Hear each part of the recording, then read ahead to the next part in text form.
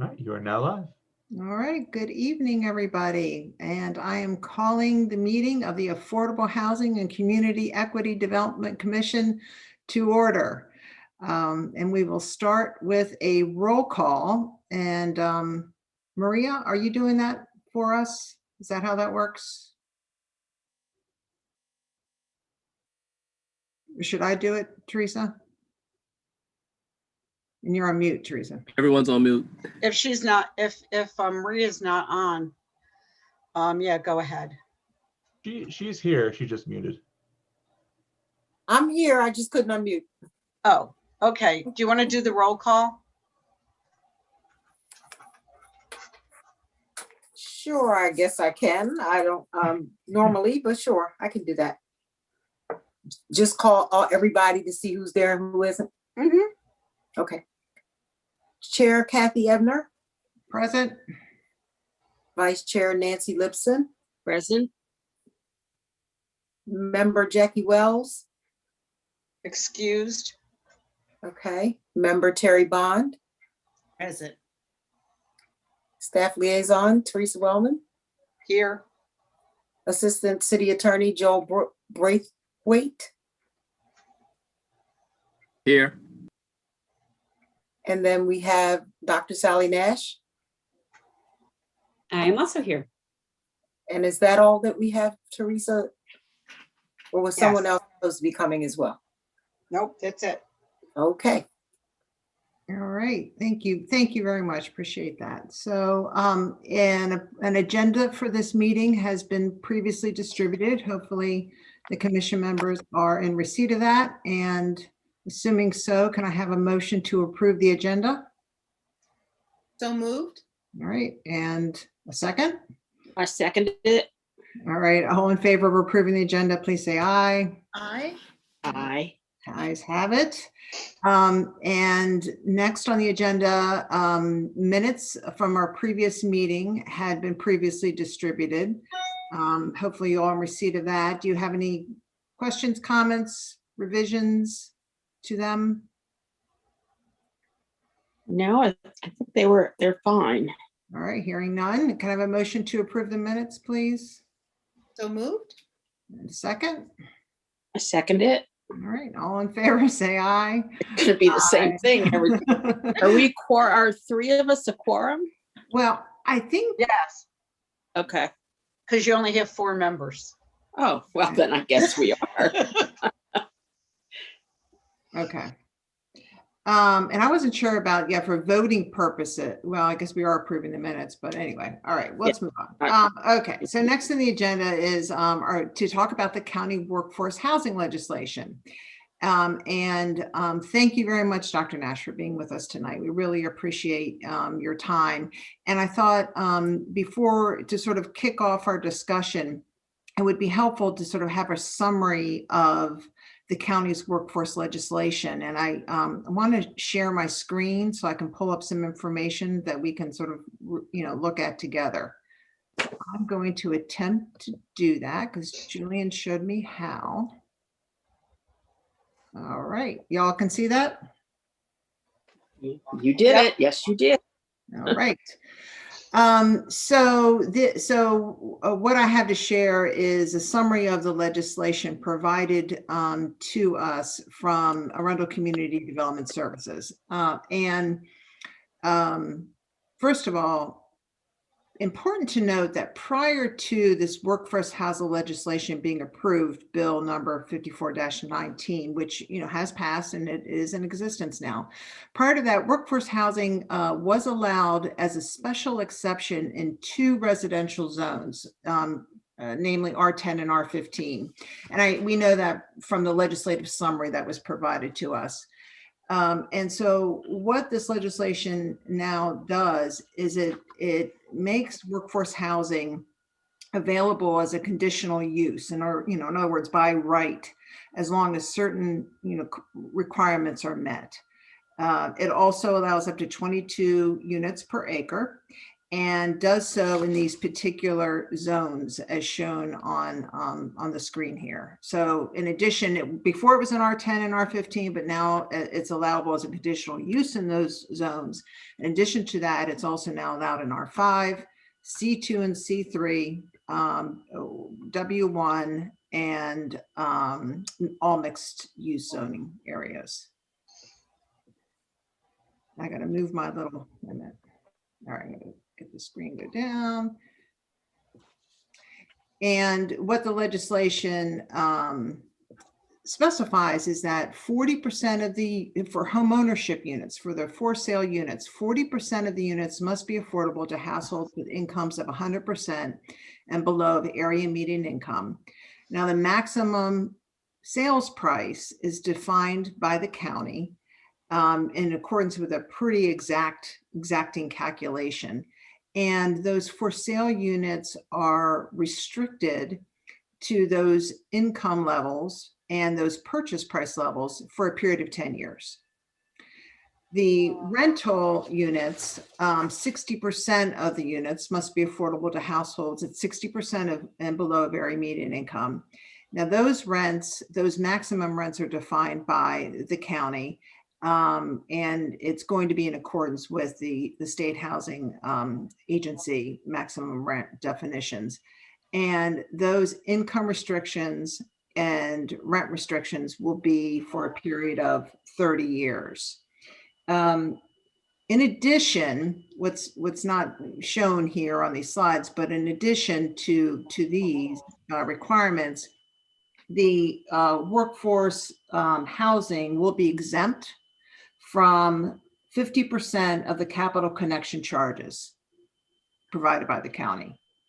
And so this is sort of in a nutshell, the summary of the legislation. And, as we discussed last time we met, the reason we're talking about this is because per the consent decree with the city of Annapolis and HACA, the city is required to review and consider adopting similar legislation to this within the city.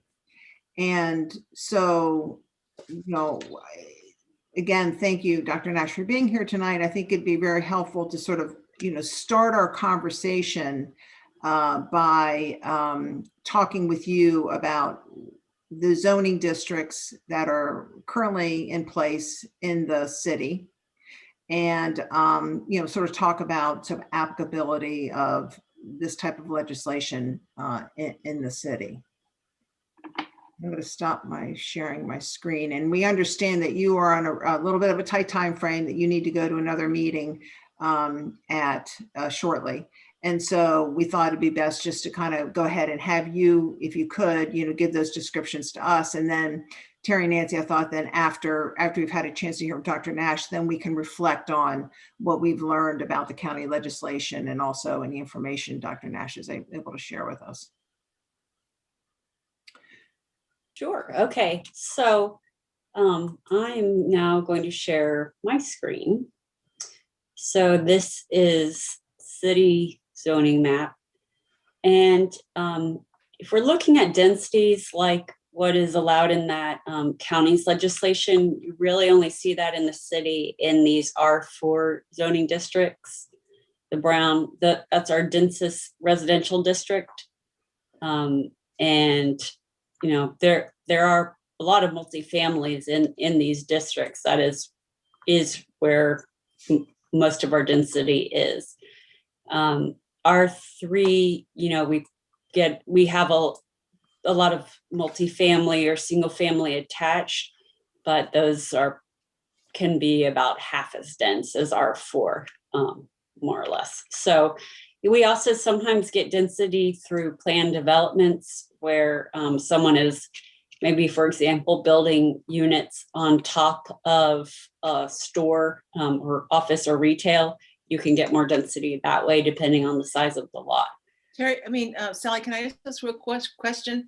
Mm-hmm. So the county you're using zones that allow a lot less density. I guess I'd like to understand, if you could, if maybe not tonight, what is R5 in the county, comparable to in the city?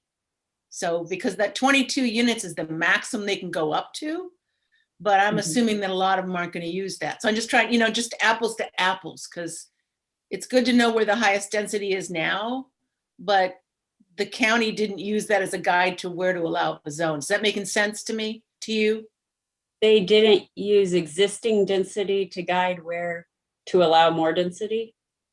No, there's the particular zones, like what does R5 allow? What kind of density does R5 allow? Their R5 is what I'm saying.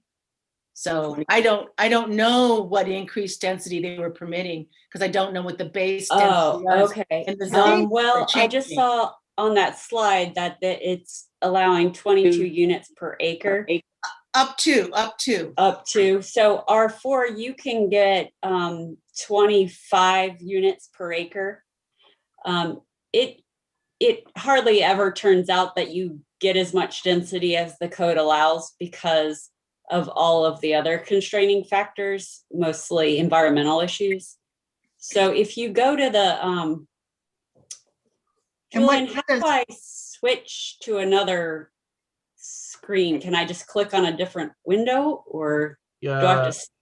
if it's on your website there, you can, or you can go to the top. There should be a way that you can click new share. and then Oh, do that. okay. Well, that worked. Yeah, great. So if you go to the bulk regulations in our code in Title 21, in each zoning district, it tells you what's the maximum density for each zoning district. So in R3, you can have 3,600 square feet. Does it tell you a number of units though? Is there? No, so you have to divide that by Mhm. 43,560. So the zoning ordinance doesn't give you the maximum density allowed in that zone. It's just the size of the lot?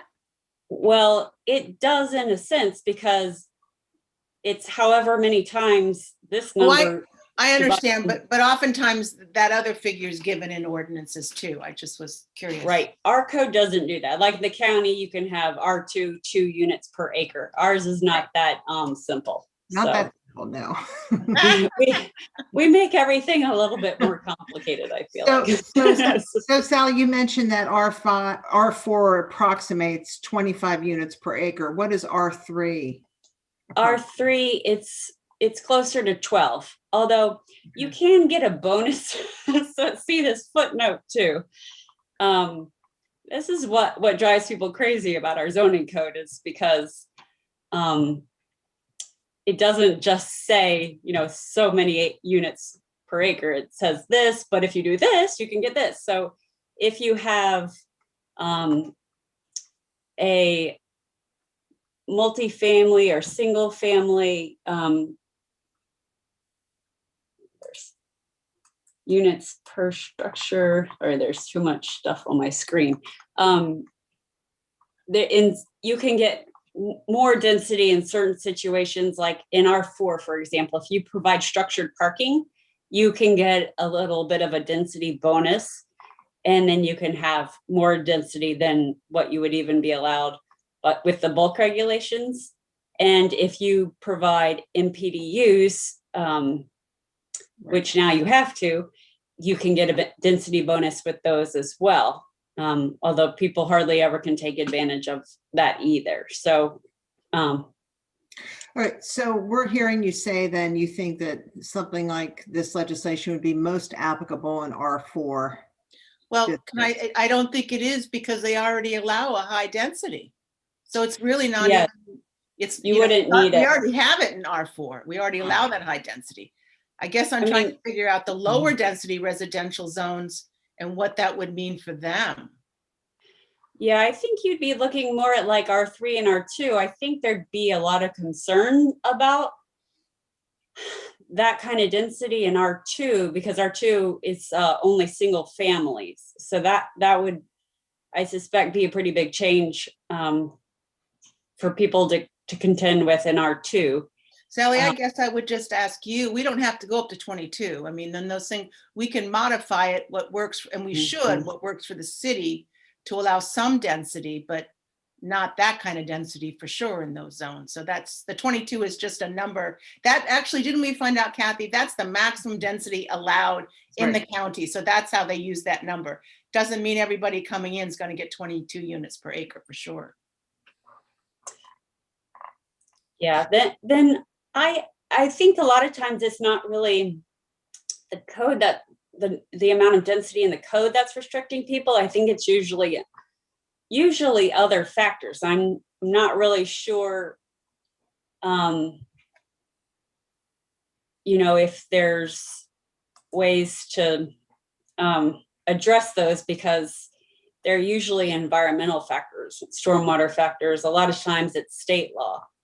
And the lots are so small, they're often encumbered with some environmental feature or critical area that I'm not really sure how to incentivize something, except that we could make it, one incentive could be to look at something like, instead of multifamily dwellings being special exceptions, we could look at them being permitted, maybe subject to standards. So if something is a special exception, it goes to the Board of Appeals for approval. That's what they did in Anne Arundel. Some of these projects were special exceptions before. They made them conditional uses. So that would be similar to what they did. Right. I think that would be an incentive, because they probably still have to go to Planning Commission for major site design. So this would help, because then that's one public hearing instead of 2 public hearings.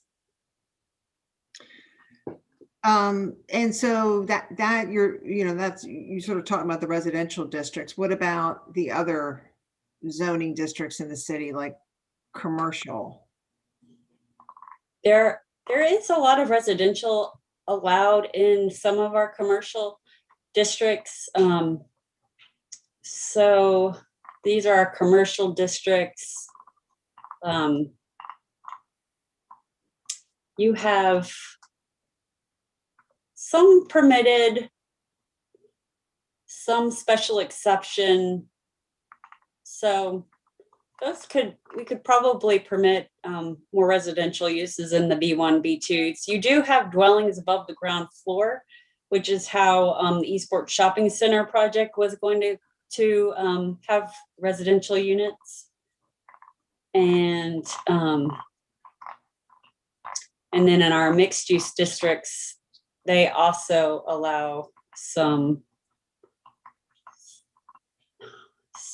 different kinds of dwelling, mixed, mostly permitted, some special exceptions. It's kind of a mix. So it would be nice to kind of look at all of those and see if it makes sense to make more of those permitted than special exceptions. I have a question, or maybe permitted if they're going to be doing the affordable housing. I mean, that's the whole Right. point. Yeah. Right. But I should know this, and I apologize. The comp plan's coming out. Do you have in the plans? Is there a plan to redo the zoning ordinance to kind of follow the comp plan? Yes. We're proposing to move to more of a form-based system, which just means really focusing more on what the building envelopes could look like and less what they're going to be used for. So, that's something where we might be allowed more density. If you have a house where you can build something that looks like a single family house, well, maybe you can put 4 units in it as long as it still looks like a single family house. So that's the kind of thing we're looking at with the comprehensive plan. And also just trying to simplify our zoning code to make it easier and to make sure people's expectations of what can happen on any given property is understandable. Because now there's a lot of, footnotes and things so people don't realize the whole spectrum of development activities that can take place down the street from them. And what's the current time frame now for that comprehensive plan and sort of getting a draft complete? We're hoping to get a draft out pretty soon, not the the formal 60-day draft, more of an informal how are we doing kind of draft.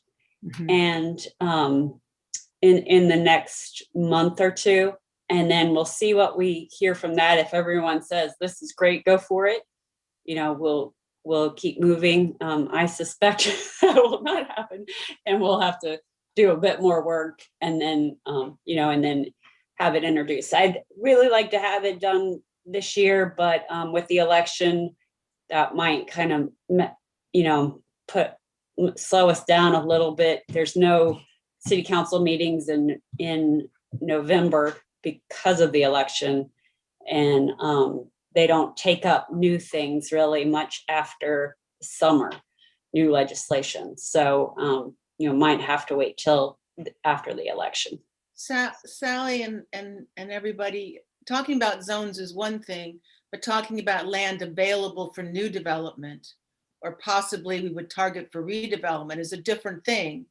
But they're related, because unless you know what's really available for development, it doesn't matter what zones you allow it in, it's not going to happen, or it's going to happen very incrementally.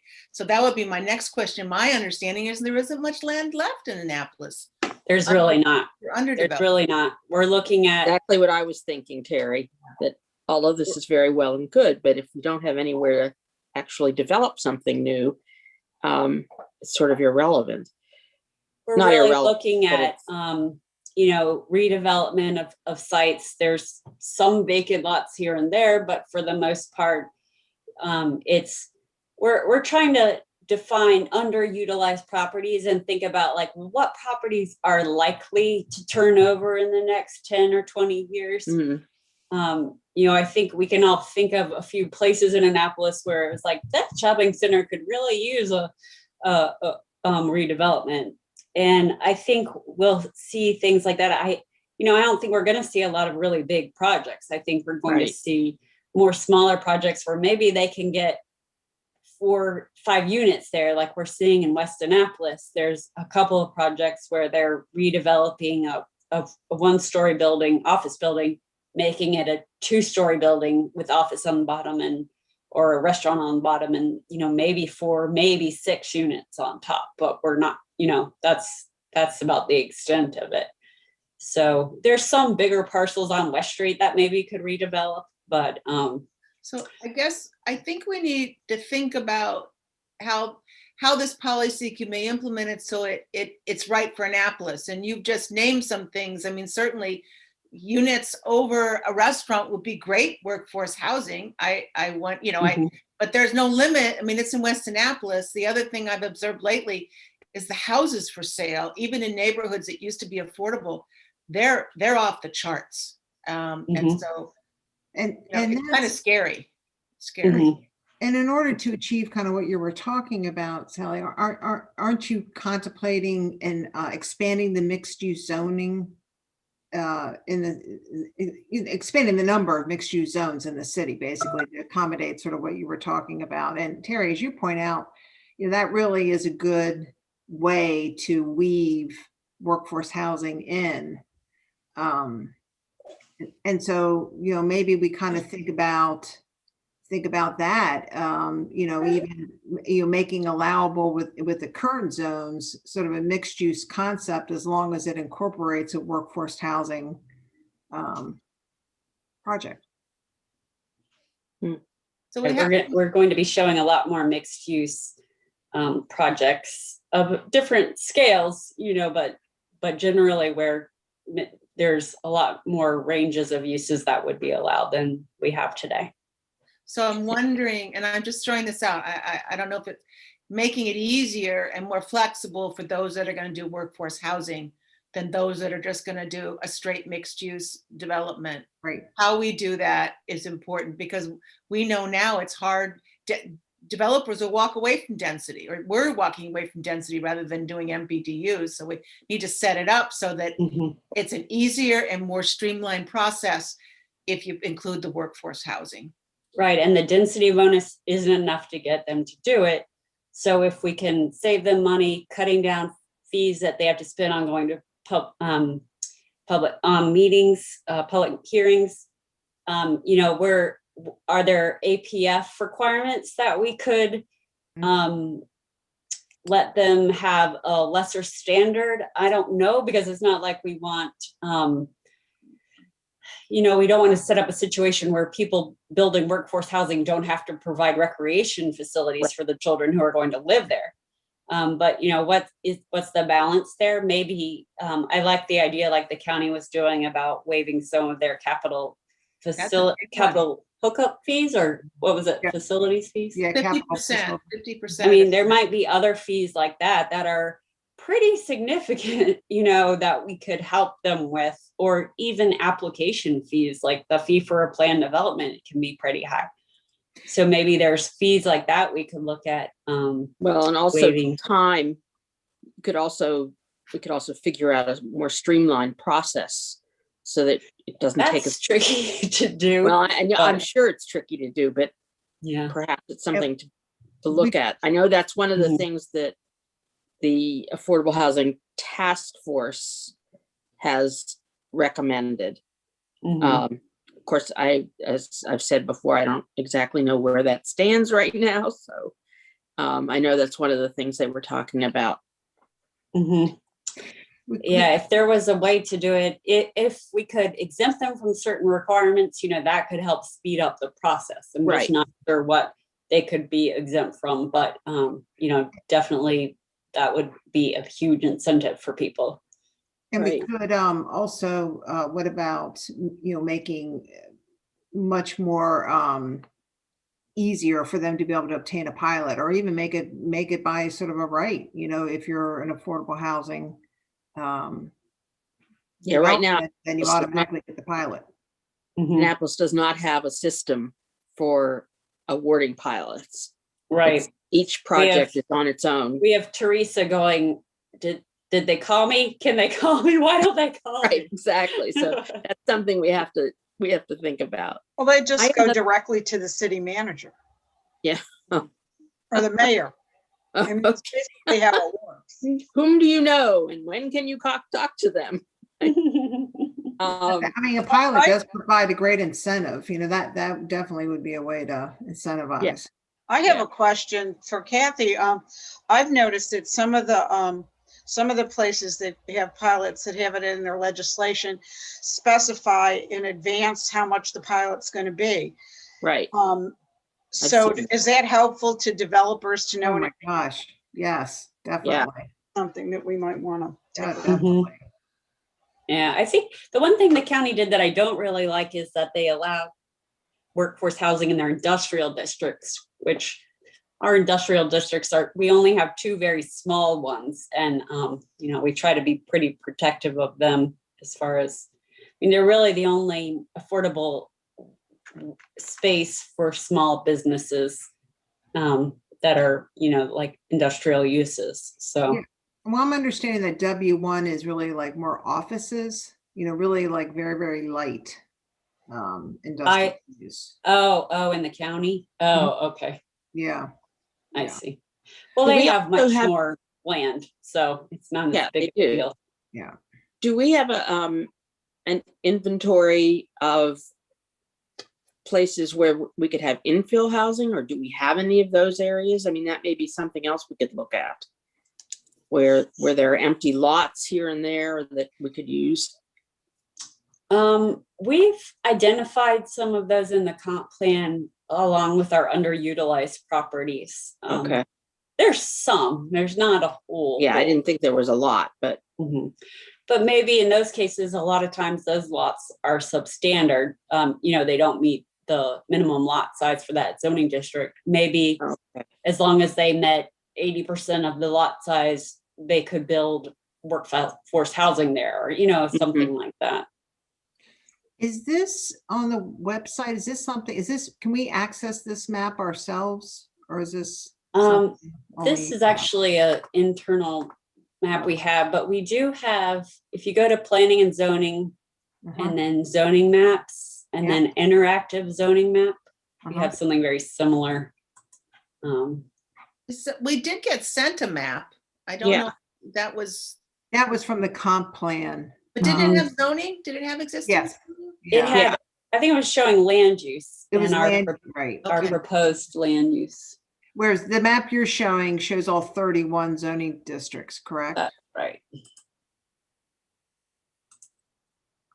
So it's pretty much the same thing, and you Got it. can search for address. There's different layers. Okay. And then, So to recap, we a little bit. So we talked about R3, and we talked about some commercial space, right? Mixed use and commercial, yeah. Mixed use and commercial. But there's several different kinds of commercial. Do you have feelings about one commercial zone versus different commercial zone and the applicability of this legislation in those kinds of areas? well, I would say it definitely would work, I would think, in our mixed use zones, like our MX zone. Mm-hmm. What's the residential density in that now? Is there residential density? There's some, we have the Bizzuto townhomes. No, I mean, what's permitted? What's the maximum what's permission? permitted? Yeah. Because part of this is, I think the density wasn't that high that was allowed. So they're allowing a potential higher density, particularly in those low density residential zones. Yeah. It might not be apples to apples. We may need to look at it a little differently for Annapolis than purely the way the county did it. Right.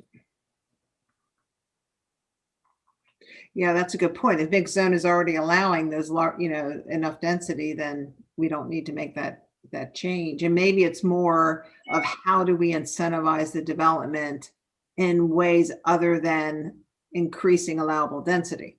Or, I mean, this is really crazy and developers are probably going to be screaming, but as we redo the zoning ordinance, lower the density in some zones, and the only way you can get higher density is to provide affordable housing. Give those incentives and disincentives. I mean, I've heard a lot of people say that there aren't now, that people can, I mean, we've all read the Evening Capital articles. I would imagine the reduction of fees would be a biggie. Yeah. Yeah, I think that would be a good incentive, and I think a pilot for Yeah, I think those two things would be for the multifamily Mhm. would certainly. So maybe Be good. density isn't as much of an issue. Maybe it's more other things. I don't know. Yeah, that's sort of what I'm starting to, but I mean, although I think R3 would be something we should look at if that maximum is around 12 units now. Maybe it's something to explore, but. So one of the things we talked about, mostly it wasn't about workforce, but it was about, housing, was taking some sites and seeing, and I don't know whether the task force did this, but taking some sites and looking at what they would look like if you developed them at certain densities. I don't know if the task force did that. There may have, I think there was one subcommittee that could have done that. The one I was on did not. Didn't somebody do one where I'm trying to think of what they redeveloped, they went real high. They went. Yeah, and they showed a picture. Was it Chinkopin and Forest? Oh, I think Public Works, the Public Works site? No. Chinkopin and Forest. I feel like I saw a picture. Maybe it was on Old Solomon's, and it was like, a 10-story building. Yeah, that's what they did. They went up on everything. So for the comp plan, we are selecting some demonstration sites to show what they would look like. Right now, we're working with West Annapolis and on a master plan that's going to be part of the comp plan. And you guys might want to invite our Chief of Comprehensive Planning, Eric, to your next meeting. He can show you some ideas he's had, because we're kind of trying to think, like, can we use this West Annapolis master planning exercise as a template for the rest of the city? Mm-hmm. And so they have some sketches now of West Annapolis with a lot more density. It might be too much, but they're trying to be thoughtful about it. And when you say template for the rest of the city, you mean a template for other mixed use zoning areas. Mhm. Yeah. If we do this, if we shift to this more form-based kind of code, zoning code, if we can get it right in West Annapolis and people are happy with the process and the results, then we could use that same process in other parts of the city. Not for mixed use Right. or business areas now. So, because the city of Annapolis has a mixed use zone, but it's just that very small area, like the northern Mhm. West Street, We Upper have West Street. 4 zones we call our mixed use zones, but the degree to which they're mixed varies. And it's really, MX has been our most successful mixed use zone. Mhm. That's in our West Street. That's really the zone where the zoning and the improvements that the city made there really catalyzed the kind of growth we wanted to see there. So. And do you know, I guess back to Terry's question, or is there a way that you can find out what the maximum density is under that MX zone? Well, you're allowed 5,400 square feet per acre. So that's a little bit less than R3 by right. I would say the residential developments in MX typically probably get more than that. And I suspect that's through the plan development process where they can have additional density through the plan development process. So for some of these developments that have come in the last 5 to 10 years, is there a possibility of getting the dwelling units per acre, how those developments ended up, so we know what we're talking, we can really compare what's happened and what we're proposing to happen in the future? You've probably done some of that for the comp plan. Yeah, and also just if you're curious, I do this monthly spreadsheet. Okay. And so I put projects that are in the planning or permitting review process. And they always say the number of units, new units, and then for residential, and then if it's commercial, square footage, and then net new. So, and then. Is the site size in that chart the actual property size, so you could figure out density?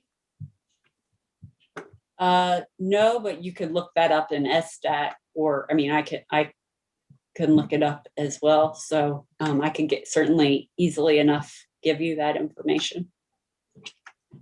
You might be able to look it up on here. I'm not sure if this. Probably in one of your databases, the site size for those developments.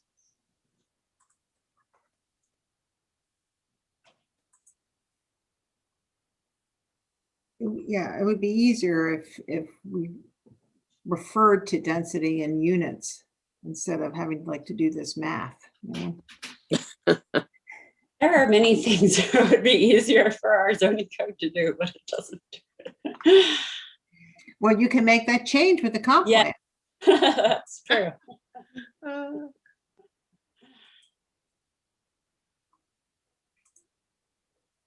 I'll get on there.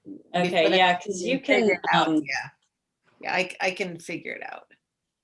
But if not, let me know. I'm happy to look things up too. I'm sure somewhere in your database has the site size of each development, and so. Yeah. I just feel like, sorry, I just thought I could get it that way, but I guess I can't get it that way.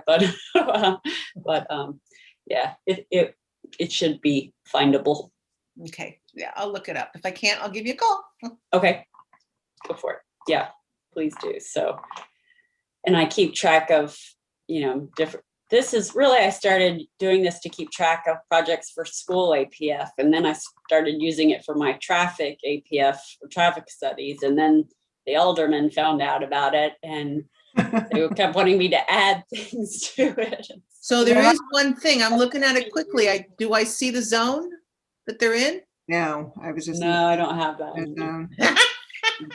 Don't have that. That you can go. You can go to the zone. Go to the address and look up the map. Yeah. And then this, I do have will- other things to do in life. this will link you to the code section Okay. for that zoning. You're making us work for our salary, huh?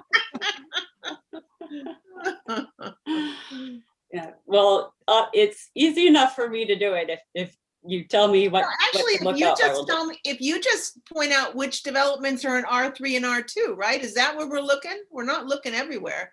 That and mixed use, right? Those are the zones we're interested in?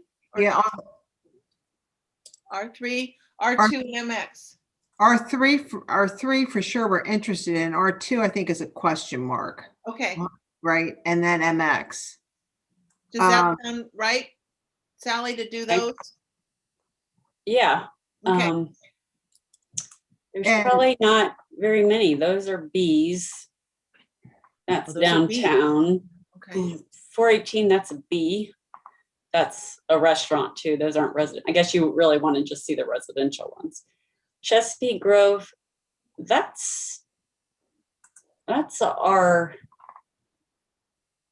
I feel like that's R4. And is the R4 the most dense Mm-hmm, in the city? And that's 25 per acre about. mm-hmm. Okay. What? R4 is 25 per acre? I think so. Let's see. Oh. I think it's 1,700 square feet. So that's that's the highest Oh. dense, yeah. That's R3. So this Chesapeake Grove is townhomes.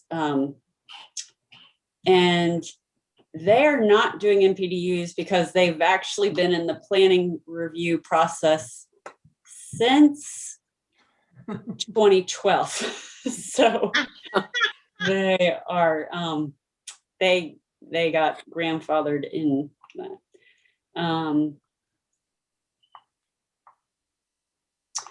Yeah, let's see. Thomas Woods, that's on Forest Drive.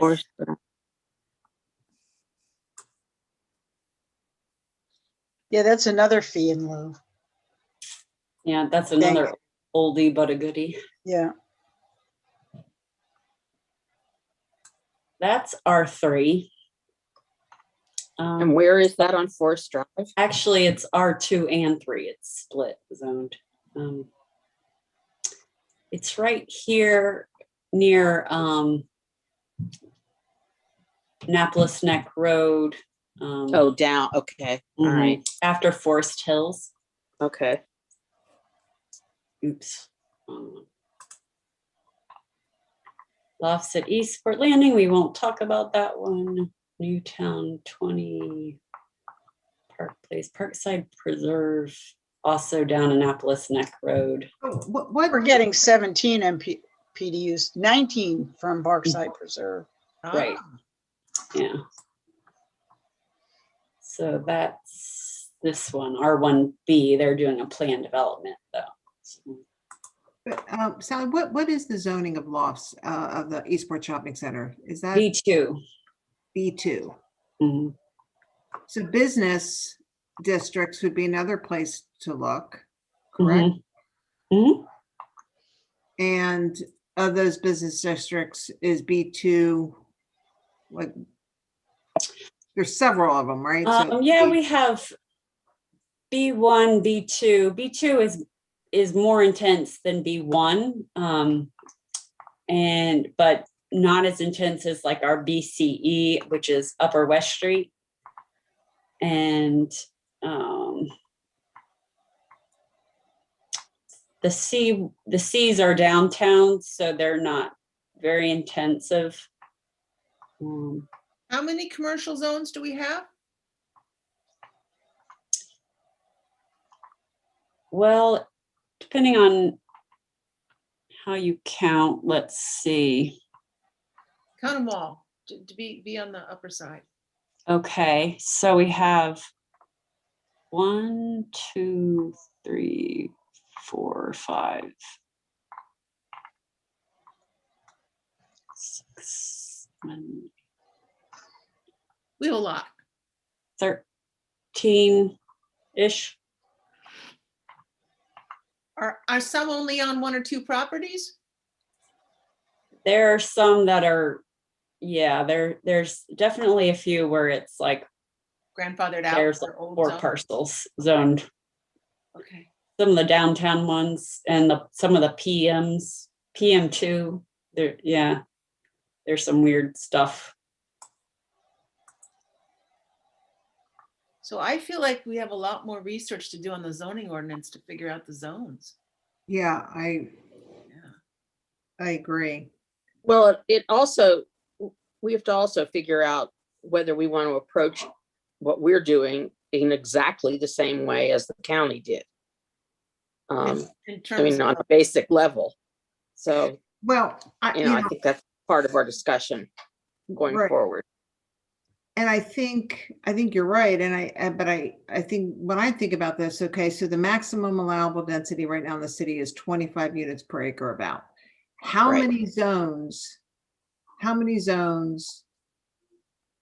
are fewer than that would make sense to think about having workforce housing developed in those zones? but maybe it's not 20, I mean, this gets at Nancy's question. Maybe it's not 22 units an acre. Maybe it's a lot less. I mean, that for this we don't have the big developable sites. So I'm not sure Right. I think we have to approach it a little differently but the concept, the concept has a lot of value in it, but Yeah, I think it would probably get more purchase if we talked about, and what we're talking about in the comp plan a lot is the missing middle. And, we don't really need 100, an apartment building with 100 new apartments, No. but we could use 100 new units in 50 different sites with, 1 or 2 units a piece, where if we made it easier for those 2, 3, maybe 4 units to come online in more places, then the density and the impacts would be spread more. And I think people would be a little bit less nervous about it. I mean, last night we were at Environmental Matters and Alderman Arnett saying he doesn't want any more growth, not, 0 new households. So, and I was trying to say, like, you can't really say, that we're never going to have another new dwelling unit built in the city. And, there are implications to that. And he says housing prices will really go up. yeah. And he says, my constituents don't want the impacts of new dwelling units. They want the status quo. And Great. so I was just like, my thinking, backyard. like, how am I gonna talk to him about we're not proposing massive changes everywhere in the city. We're proposing very incremental changes in many places in the city. And but so is he going to tell us who should take that growth? I'm sorry, I'll be quiet. Well, they're always like, West Street could have plenty more units. And I'm like, my neighborhood. Oh, I love it. I'm like, yeah. We all can have a little bit more. How about that? Sounds like a good plan, actually. Sounds like a really good plan. Yeah, right. Well, we'll see. Because he got the fact that not having any new growth is not really a plan. It's not feasible. Okay, good. Like, that's not a plan for the future. And I think Kathy Koch had a good point in terms of, and she was talking about more about MPDUs, but the fact is affordable housing shouldn't be concentrated in one community. It should be spread out, and it should be more, it should be diverse. Right. And I actually think a lot of people in his district would agree with that conceptually. Mm-hmm. It's just, how do you make it happen so it works? Which is right. Yeah, because right now, if you look at where the new affordable housing development is going, it's going in already impacted areas. Right. Which we're not supposed to, that we're we're trying to avoid that. Right. So, you know, if the Willows gets built, that neighborhood right there is already, Yeah, I think what we're talking about is sort of defining what it is we're trying to achieve. Right. Start by understanding where we want to end up and then figure out how we get there. Right. And yeah, I think that everyone's raised some really good points about there are major differences between us and the county, and we have to think about this a little differently.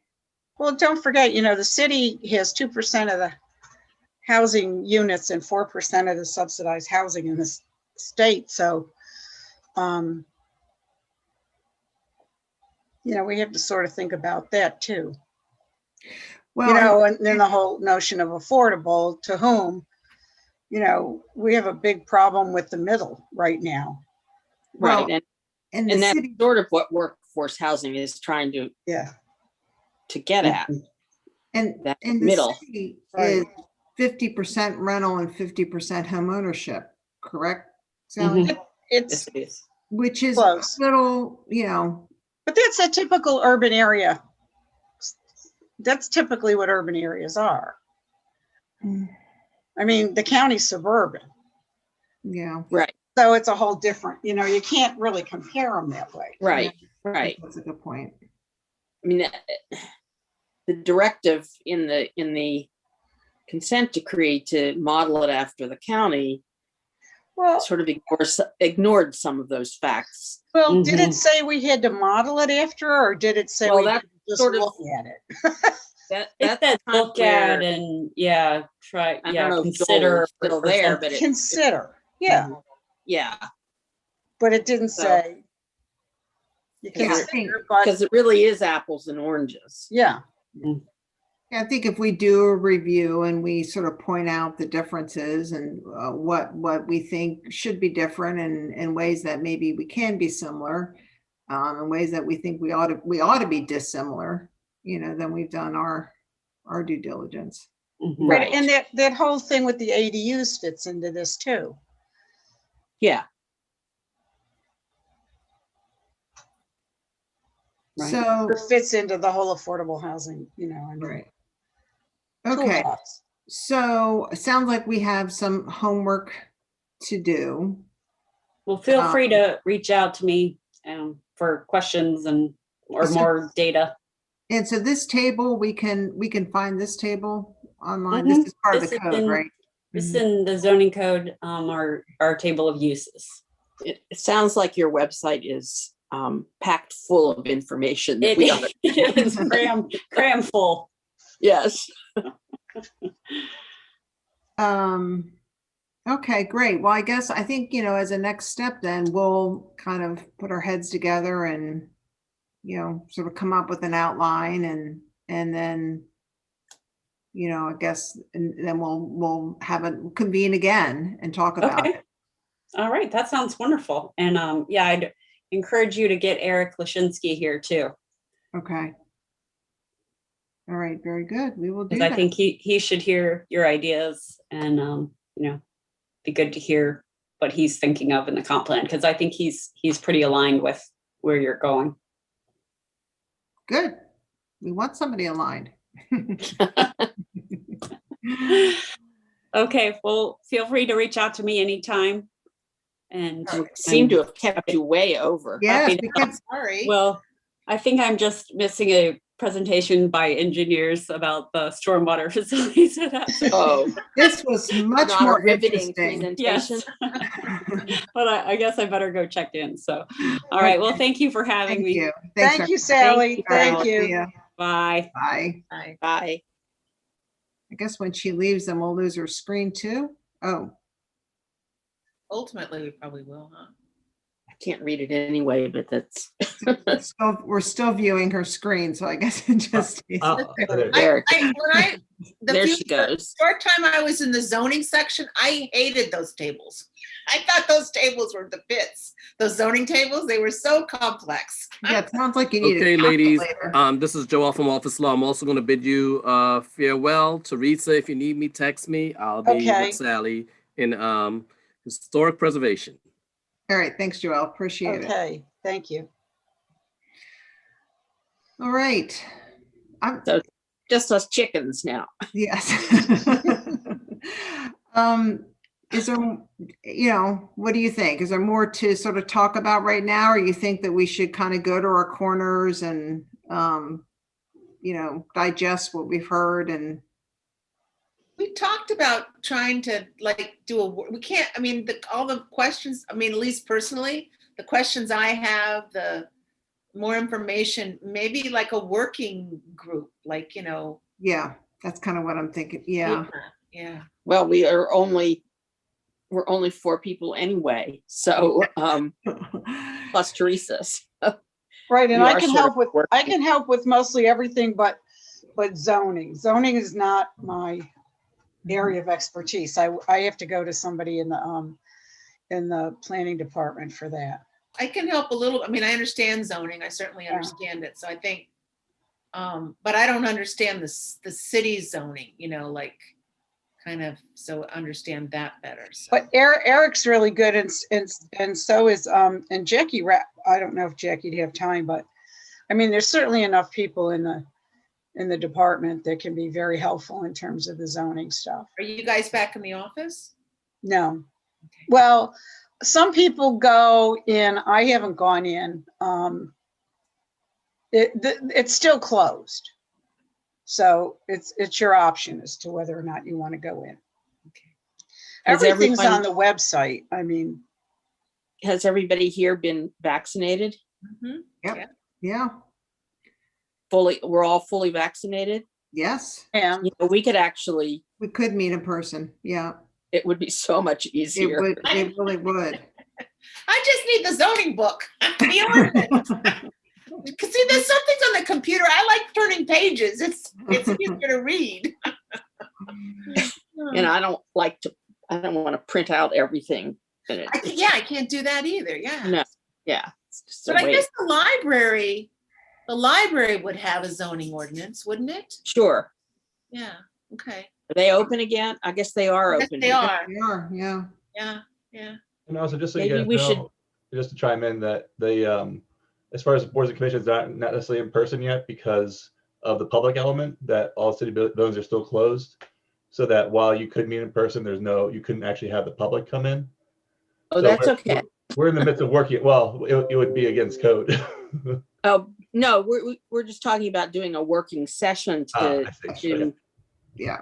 No, sort of hash out some of our ideas. Let you guys know, because it's stuff that we're working on with the city right now, trying to get everything back. So. Okay, let's do this. Let's just sort of, again, I just need to kind of take in what we've heard, and I do like the idea of sort of defining what it is we think we want to accomplish with this. Right. I think we need to do that. Right. And if we can all come to consensus on that first, and then we can kind of figure out the next steps. Right. I think it would be good to know at some point more about the comp plan and that middle that everybody's talking about, and whether we can use this policy to, whatever we develop to come up furthering that goal of the comp plan to get the middle. Right. Right. That would be there's a whole book about that in a podcast. We just watched something a couple of months ago about somebody did. I'll have to find it, see if I can send it to you, about the middle. Because they're really not talking about middle income. They're talking about the size of the housing. Oh, that's interesting. Mm-hmm. That is interesting. Like smaller houses. Yeah. Or a house that looks like a single family house, but maybe has 4 units in it. Well, that sounds like what I was sort of intrigued by the whole notion of. Right. I've never heard of plan by form or whatever she was calling it. Yeah. Never heard of that. Yeah. Form-based land use has been ongoing last 10, 20 years. It's been a big thing to do because but the issue, guys, is that doesn't mean it's going to be affordable housing. you know, new Right. construction. And Teresa, you could speak new construction in Annapolis. I'm not sure we're getting, Isn't- yeah. Up until this year, we were getting all non-affordable housing until we got town. Right. And we got town courts, and if we get some MPDUs and we get, and the Willows actually gets developed. But that's a pilot, right? Was the Willows a pilot? Was the Willows through the, The Willows The Willows is is a the 9%. redo of Newtown. okay, yeah. The So Willows is the redo of Newtown. No. right, right. So, No, the Willows is the property that the city was going to use for the public works that on Forest Drive, right in front of Homes at the Glen. It received 9% Oh, okay. Tax award, credit. but Oh. it's got a long ways to go. Yeah, it's not. But it's near, it's Homes at the Glen is on, off of whatever, what Newtown. road? Newtown. Yeah, Newtown. it's off on Newtown. Right, Okay, right. right. So then Right. in addition to that, then we have the whole redevelopment of Newtown 20, Mhm. right? Yeah, that's not going to bring any additional units though, but No.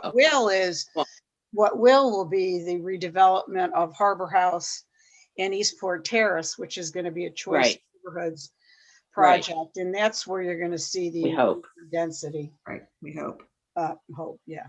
That's pretty, it's a I competitive. mean, it's an process. application. It's Right, a right. competitive application, so. so what we come up with is in addition to all of those projects, right? Yeah, Right. it's another, to me, it's like another tool in the toolbox. You know, you have all these different, things that we do, and that's just adding on. But Kathy's idea about, just again, kind of stepping back and looking to see where we're going. where Yeah, we what need our purpose is our purpose, because for this, we need to make for sure this, the purpose of the consent order, in looking at the county, I guess, is to generate more affordable housing. I mean, that's basically the purpose. right. And looking at the county as what they're doing as another tool. But again, we have to look at the county and look at the city and see if it's even comparable. Right. Right. Right. And I did ask Kathy, because what we got from her isn't really an analysis of where those zones are in the county and what's No. developed and what's undeveloped. I'd still like to see that, to see if the planning office, and I guess they talked about talking to Lynn Miller, if the planning office did any kind of analysis about where those zones are and what it would mean. Do you know, Teresa, if they did anything like that? I have no idea. I Yeah, I don't wasn't either. involved at all in any of. Yeah, and I think I shared with you that of the six of the 9 projects that they received, they were in a variety of zoning types. Yeah, they were. So, Right. one was R10, one was R5, 2 was in C2, 1 was in C3. So We interesting. don't even have R10 and R5. No, yeah, but I Yeah. mean, and then they got 1 in mixed zone, but 3 of the 6 were in commercial districts. So that's why I think just I need to get my arms around the Annapolis districts and really what is possible there. And I know that in Prince George's, we had too many restrictive commercial zones. They weren't getting developed. So I don't know if the county has similar problems, and so, and housing has a big demand now. So, Mhm. Okay, well, let's unless we have more that we want to talk about at this meeting, let's I would suggest that we adjourn and again, just digest what we've heard and let's start to do some research. And then I like the idea of coming together in a work session. I think that would be very helpful. I think it would be too. Okay. And do you want me to invite Eric to the next meeting? Sure. I Sure. think that would be Yeah. good. That'll be good. That'll be in May, right? So, and hopefully between now and then, we will have had a chance to get together in a work session, and Yeah. it would be a great goal to have by that next meeting sort of rudimentary outline. Of what it is we're really trying to accomplish Yep. and yeah. And maybe our next session, maybe our get together work session, if it gets warmer, could be outside, and that Yeah. might make Yeah. people feel Right. a little bit more Yeah. Oh, comfortable definitely. meeting in person. Could Yeah, I, when could I I- talk about meeting in person, I'm still outside. I haven't done inside in Yeah. person. Me too. so I went to Carroll's Creek on Sunday. So I was with a lot of people. It was Mhm. most people I've seen in forever in one place. There were only 4 of us, and we were outside.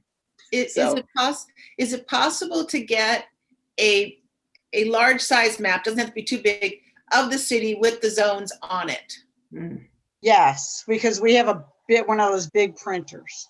So it would be good to have one of those when we meet to see where the zones are and kind of get a better understanding.